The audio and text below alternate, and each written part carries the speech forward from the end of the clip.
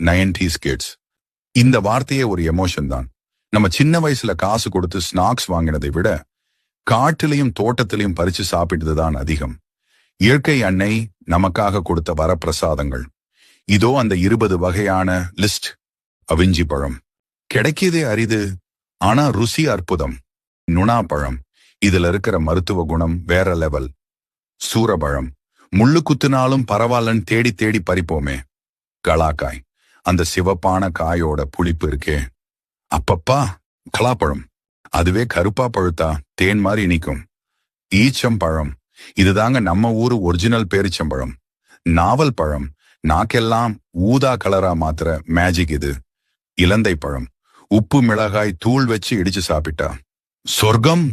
கொடுக்கா புள்ளி, மரத்துல ஏறி கிளைகளை உலுக்கி பறிச்ச ஞாபகம் இருக்கா? காரக்காய், துவர்ப்பா இருந்தாலும் விரும்பி சாப்பிடுவோம். காரப்பழம், இது பழுத்த பிறகு சாப்பிட்டா தனி ருசிதான். சப்பாத்தி பழம் முள்ளு இருக்கும், ஆனா பழம் செம்ம டேஸ்ட்.